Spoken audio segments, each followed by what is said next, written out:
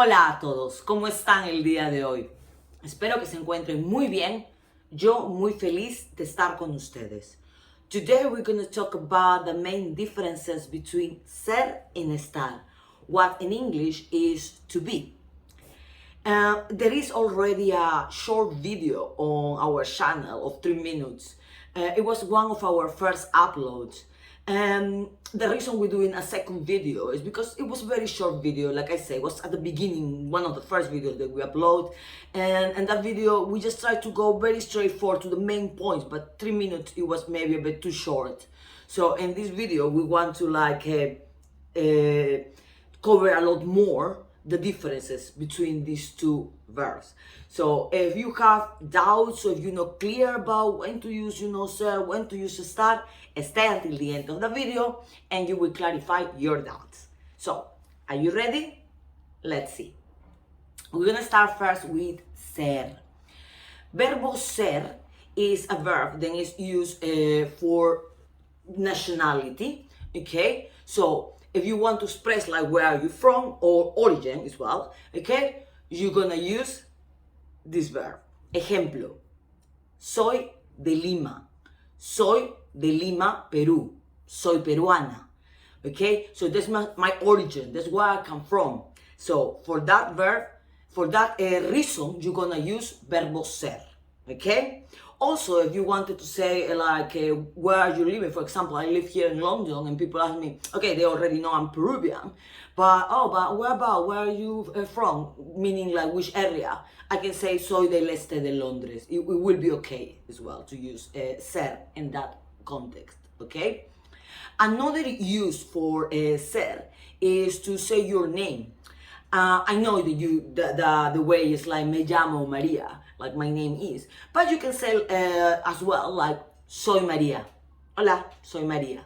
Okay, like in English, I'm Maria. So you can use ser as well to say your name.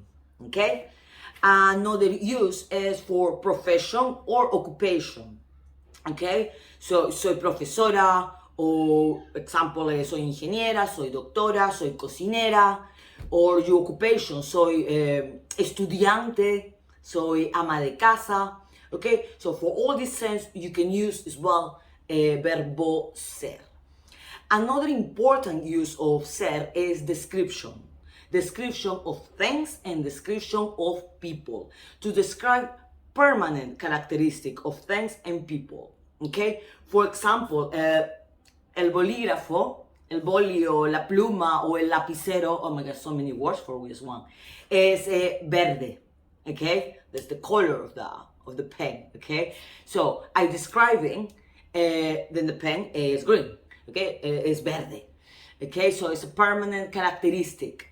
However, I can give also a description of my perception. For example, to me, para mí, el boli es muy bonito, es muy lindo. Me gusta mucho. Okay, of course, that is my perception. But I can still use verbo ser, okay, to describe that, to say, es bonito. Okay. La taza es rosada, okay? Es de porcelana. So I telling you the color, I telling you the material. If it was plastic, I can tell you it's plastic.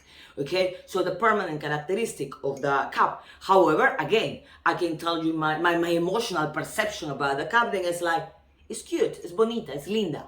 Okay, so for that as well, I can still use verbo ser. And not just for things, I can use it for people as well. Okay, for example, soy mediana. I'm not very tall, I'm not very short, so I like medium. Okay, or soy morena. I'm brunette, I have dark hair.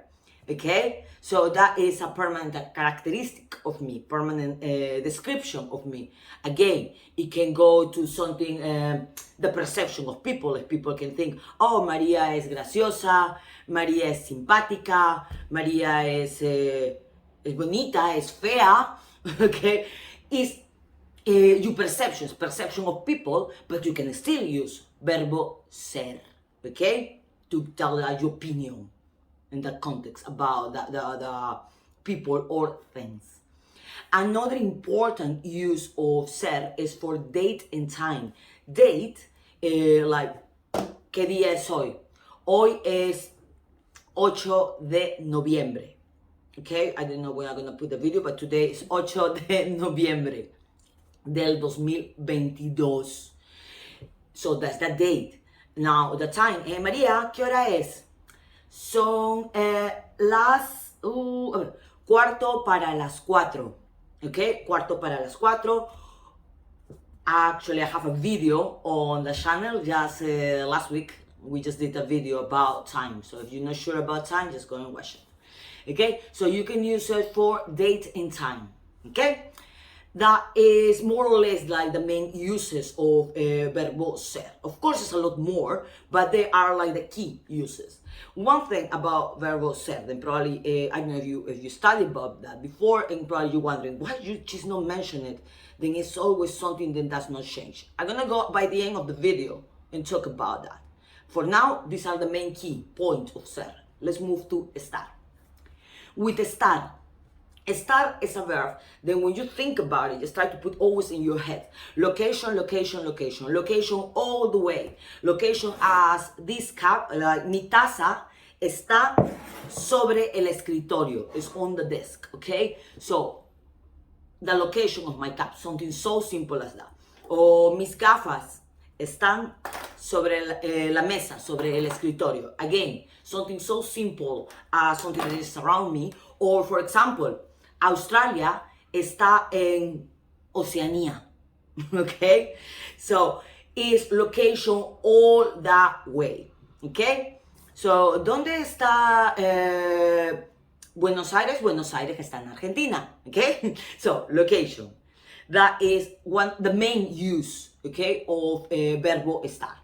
Another important one is about to express your emotions, okay? Your emotions, like if you are happy, angry, sad, okay? Estoy feliz, estoy triste, estoy molesta, okay? Estoy aburrida, okay? So, to express all these emotions, verbo estar. Another important one, I don't know in which level are you at the moment, but is estar más gerundio. Gerundio is the gerunds, okay? The verbs then end up like in ando o yendo, okay? Like in English, ing. So basically, for all these verbs, then with estar express action, what is going on at the moment, what you're doing at the moment, you're gonna use estar and then the gerund. For example, estoy trabajando, estoy haciendo este video. O ustedes, you can tell me, estamos viendo tu video, estamos estudiando español, ¿ok? Estoy cocinando, estoy tomando café, ¿ok? So, action, ¿ok? Estar en gerund, ando en yendo, ¿ok? So, that's another use of estar. Now, what I was saying at the beginning about the permanent character is the stuff that don't change and the stuff that change. Sometimes when I start to teach people, especially from like intermediate, you know, like, you know, not beginners, people who already been studying Spanish, and they still have sometimes difficulties with learning verbo ser and estar. They still confused about it. They always tell me, but I still don't get it because ser is supposed to be for something that don't change and estar something that change. So somehow they got really into their brain. Then ser does not change and estar does change.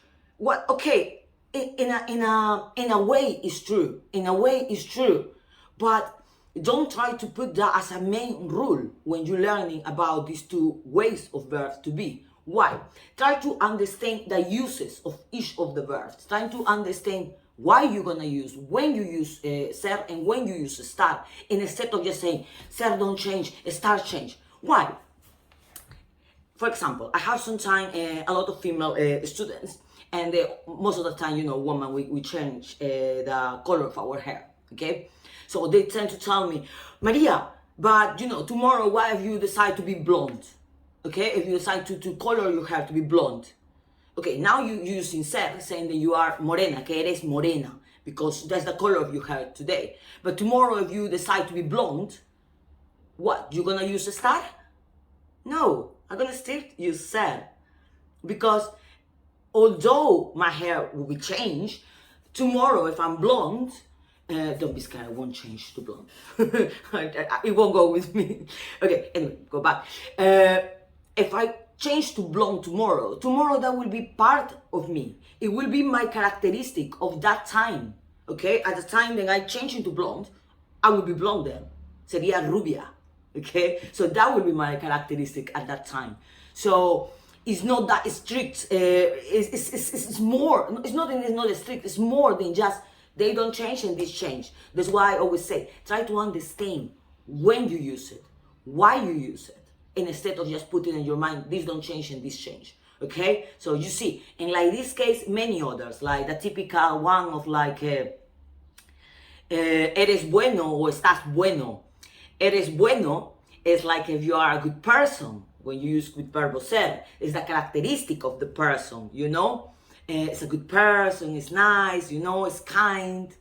And estás bueno or está buena is more like, oh, he or she's hot, you know, fit. So they are in this way, sometimes it can be the use of these two verbs with the same noun or with the same adjective, but depending on the situation. So that's why I say, try to understand the uses and instead of just memorizing, try to thinking, this don't change and this change, okay? I don't know if you heard about setting a star like this way that I tried to explain you today. I hope that this video was helpful for you. If you have any doubts, you can always ask me on the comments. You can always reach me at Spanish Speaking World. All our details are in the description of the channel. We are on Facebook, Instagram. We also, you can find us like on WhatsApp, on the website. Okay, so I would love to know what you're thinking about the video, what you're thinking about our videos. Also, I would love to have your suggestions for the new topics that we're gonna do. And I hope that you subscribe to our channel, and I really hope to see you in our next videos. Ciao, ciao.